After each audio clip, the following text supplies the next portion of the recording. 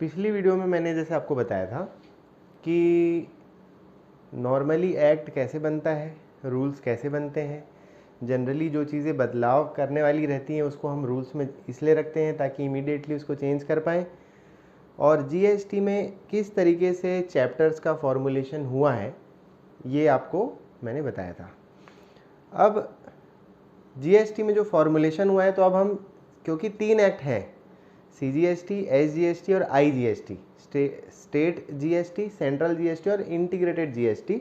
इसमें मैंने आपको बताया था इंटीग्रेटेड जीएसटी जो है, आईजीएसटी जो है, वो सीजीएसटी और एसजीएसटी के बीच का ब्रिज है, क्योंकि ये दोनों इंट्रा स्टेट सप्लाईज में ही लगते हैं। तो इंटर स्टेट सप्लाई में लगने के लिए हमने आईजीएसटी बनाया कि अगर एक स्टेट से बाहर दूसरे स्टेट अगर कोई सप्लाई हो रही है तो उसमें हम आईजीएसटी लगाते हैं। तो अभी क्योंकि हम पहले सीजीएसटी या एसजीएसटी बोल सकते हैं, आप हम देख रहे हैं, तो अभी सिर्फ मैं स्टेट जीएसटी बोल सकते हैं या सेंट्रल जीएसटी को मैं डिस्कस कर रहा हूँ। तो पहला जैसे चैप्टर था, पहला चैप्टर था प्रिलिमिनरी। प्रिलिमिनरी मतलब होता है शुरुआत में। जो सबसे इम्पॉर्टेंट है वो क्या है, उसका टाइटल, कहाँ कब लागू होगा और कहाँ तक लागू होगा। तो जैसा कि हमको पता है कि 1 जुलाई 2017 से पूरे भारत में except Jammu and Kashmir GST लागू हुआ था। जम्मू एंड कश्मीर में 1 हफ्ते बाद लागू हुआ, क्योंकि कोई भी काम होता है तो एक काम होता है जो आसानी से हो जाता है, एक काम होता है थोड़ा जिसमें मेहनत लगती है। तो 1 हफ्ता बाद हमको वहाँ पे असेंट मिली और स्टेट जम्मू एंड कश्मीर में भी जीएसटी लागू हो गया। इसका मतलब जीएसटी जो है वो पूरे इंडिया में लागू होता है, जम्मू एंड कश्मीर को इंक्लूड करके। सेकेंड, प्रिलिमिनरी में जो सेक्शन 2 है वो है डेफिनेशंस। डेफिनेशंस मैंने आपको बताया था, डेफिनेशन का मतलब ये होता है कि मैं जो बोलना चाह रहा हूँ उसका मतलब क्या है। जैसे कि अगर मैंने बिजनेस बोला तो बिजनेस का मतलब क्या है, प्लेस ऑफ बिजनेस बोला तो प्लेस ऑफ बिजनेस का मतलब क्या है, टैक्सेबल सप्लाई बोल रहा हूँ तो टैक्सेबल सप्लाई का मतलब क्या है, टर्नओवर बोल रहा हूँ तो टर्नओवर का मतलब क्या है। तो ये सारी चीज़ें जो हैं वो डेफिनेशंस में दी होती है कि इसका मतलब अगर मैं आपको बोल रहा हूँ तो ये यही मतलब है।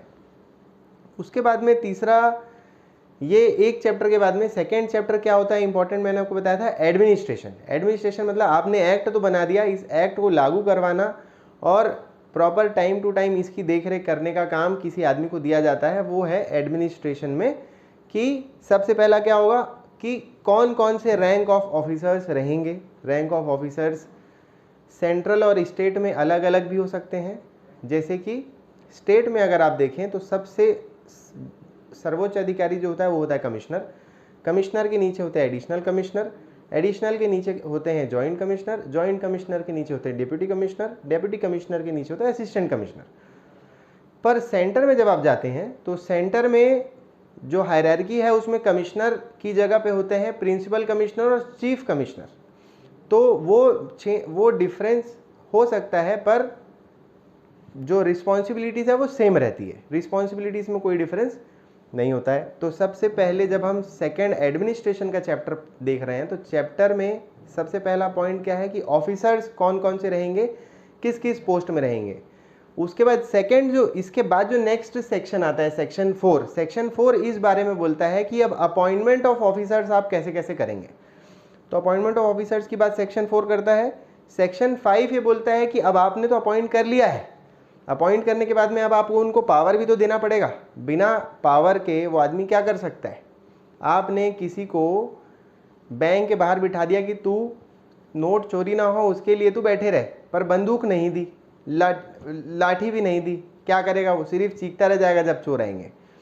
तो इसीलिए पावर्स एंड जो भी ड्यूटीज़ है वो ऑफिसर्स को इसमें डेलीगेट की हुई है। उसके बाद में है authorisation of officers as a proper officer section 6 में।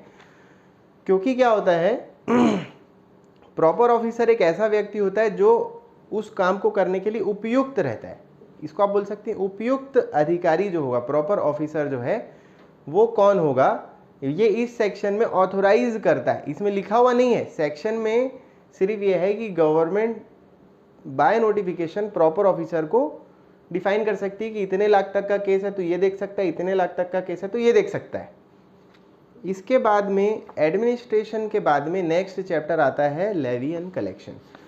आज मैं आपको सिर्फ लेवी एंड कलेक्शन का ही इंट्रोडक्शन दूंगा और लेवी एंड कलेक्शन के बाद में इसी लेवी एंड कलेक्शन में ही एक छोटा सा चैप्टर है कंपोजिशन, उसके लिए मैं आपको नेक्स्ट वीडियो में बताऊंगा। लेवी एंड कलेक्शन में क्या होता है, अब जब आपने एक्ट बना लिया, आपने उसका नामकरण कर लिया, आपने बता दिया कहाँ लागू होगा, कब से लागू होगा, इंडिया में लागू होगा 1 जुलाई से लागू होगा। उसके बाद आपने उसकी डेफिनेशंस दे दी। डेफिनेशंस देने के बाद में आपने उसमें एडमिनिस्ट्रेशन में ऑफिसर्स का पोस्टिंग बता दी। पोस्टिंग बताने के बाद में उनको अपॉइंट कर दिया। अपॉइंट करने के बाद में आपने उनको पावर दे दिया। पावर देने के बाद में आपने ये बता दिया कि अब इस काम के लिए ये प्रॉपर ऑफिसर होगा। उसके बाद में आता है लेवी। अब आपको टैक्स लगाना है, तो लगाना कैसे है? तो लगाना ऐसे है कि सबसे पहले जो सेक्शन 7 है वो बताता है scope of supply. Scope of supply का मतलब होता है कि सप्लाई का मतलब हम क्या क्या मानेंगे। स्कोप ऑफ सप्लाई में बहुत सारी चीज़ें हैं। वैसे जब भी मैं कोई एक्ट लागू करता हूँ तो मैं क्या सोचूंगा कि मैं सबको कवर कर लूँ, कुछ ना छोड़ूं। तो इसीलिए जब सप्लाई की हम बात करते हैं तो सप्लाई में हम सारी तरह की सप्लाई को सप्लाई में मान लेते हैं कि चाहे वो फिर सेल हो, चाहे ट्रांसफ़र हो, चाहे बार्टर हो, चाहे कोई लाइसेंस हो, चाहे रेंटल हो, चाहे लीज हो, कुछ भी हो, किसी भी तरह का अगर आप किसी आदमी को कोई सेवा या वस्तु प्रदान कर रहे हैं तो वो सप्लाई है। पर उसके लिए एक और चीज़ होनी चाहिए, क्या? उसके लिए कोई कंसिडरेशन आपको वापस मिलना चाहिए। तो 3 चीज़ें हैं सप्लाई में। सबसे पहली चीज़ है कि आपने कुछ चीज़ दी है, आपने माल या सेवा का हस्तांतरण किया है। दूसरी चीज़ है उसके अगेंस्ट में आपको कोई कंसिडरेशन मिलना है। और तीसरी चीज़ है कि वो कंसिडरेशन और वो जो आप सप्लाई किए हैं वो इन द कोर्स और फर्दरेंस ऑफ बिजनेस है। ठीक है, आपने बिजनेस पर्पस के लिए अगर वो ट्रांजैक्शन किया है तो वो सप्लाई है। ठीक, इसमें क्या होता है, अब ये तो बेसिक सबसे पहली सीढ़ी है। बेसिकली उसने बोल दिया एक्ट ने कि सप्लाई जो है, सप्लाई का मतलब ये है कि आपने कोई भी माल किसी को भी दिया और उसके लिए आपने कोई कंसिडरेशन लिया और वो इन द कोर्स ऑफ बिजनेस है तो वो सप्लाई है। अब उसके बाद में फर्दर फिर सरकार बोलती पर लेकिन इसको भी देख लो, उसको भी देख लो, हम किसी को नहीं छोड़ने वाले। तो आगे क्या गवर्नमेंट बोलती है कि अगर कोई इंपोर्ट ऑफ सर्विस है तो इंपोर्ट ऑफ सर्विस को भी हम इसमें यही मानेंगे कि ये सप्लाई है। अब इंपोर्ट ऑफ सर्विस तो सप्लाई हुई नहीं, मैं तो सर्विस ले रहा हूँ बाहर से। तो इंपोर्ट ऑफ सर्विस लेने का रीज़न इसमें इंपोर्ट ऑफ सर्विस क्या था, पहले भी इंपोर्ट ऑफ सर्विस में कोई टैक्स नहीं लगता था।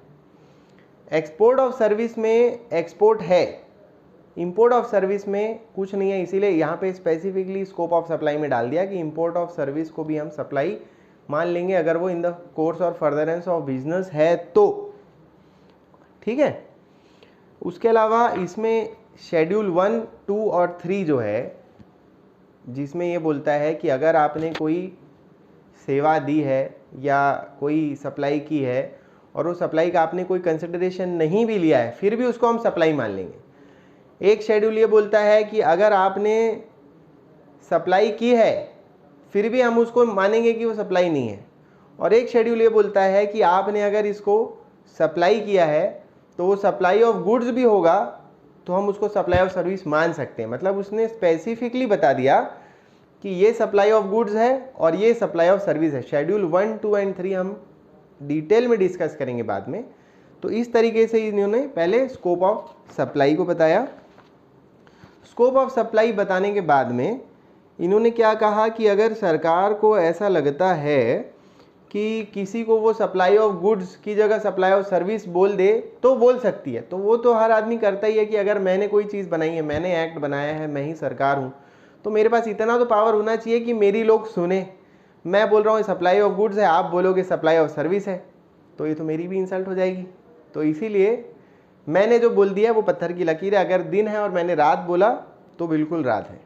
सेल ऑफ गुड्स, अगर sale of supply of service बोलते हैं तो सप्लाई ऑफ सर्विस होगा, सप्लाई ऑफ गुड्स है तो सप्लाई ऑफ गुड्स होगा। इतना पावर सरकार ने अपने हाथ में रखा हुआ है, बाय नोटिफिकेशन आप इसको बोल सकते हैं।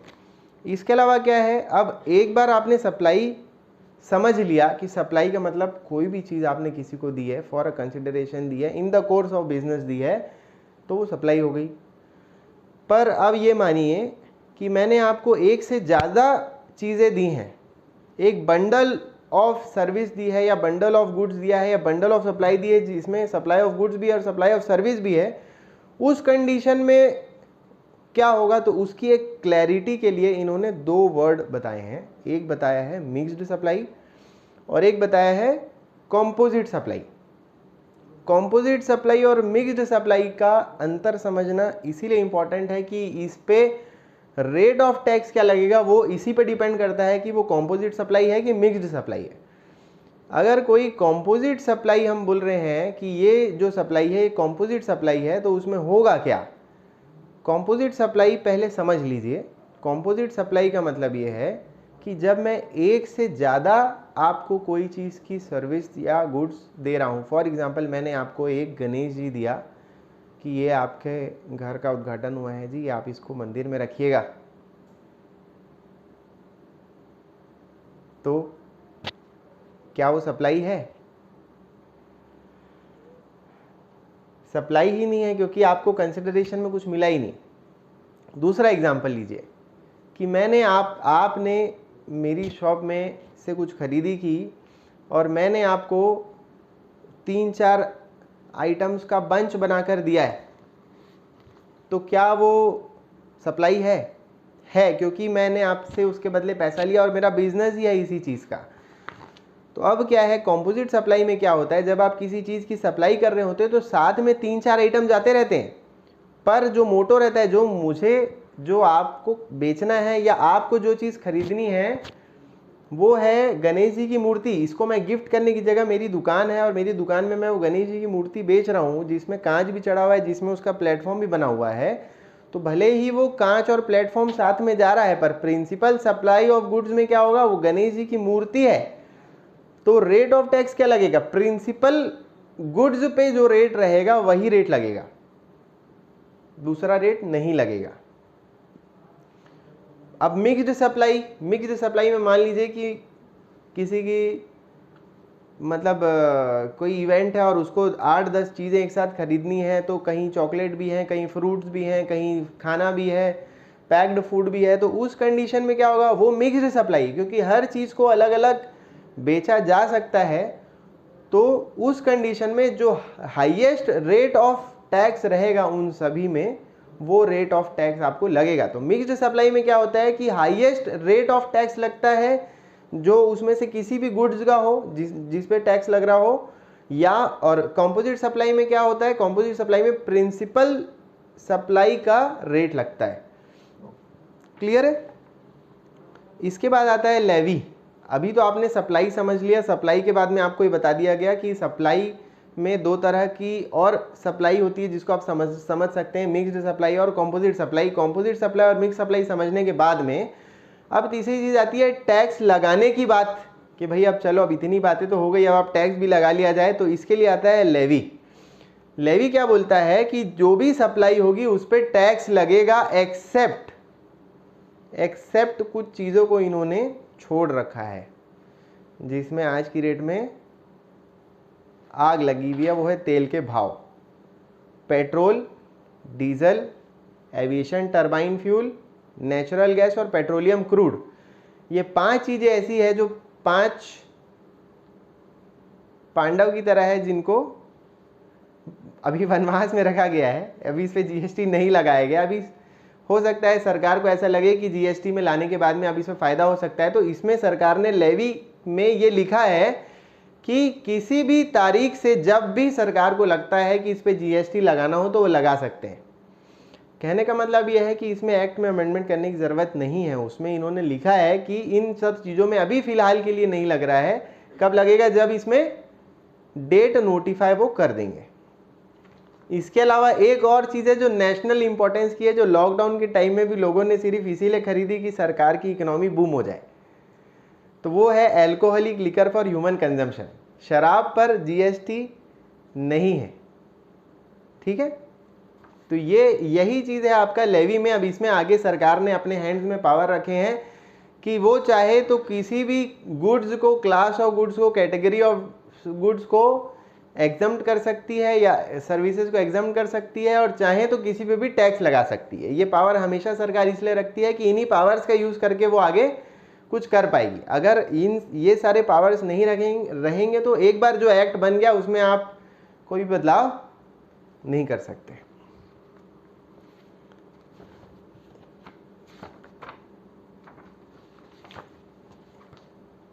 Thank you.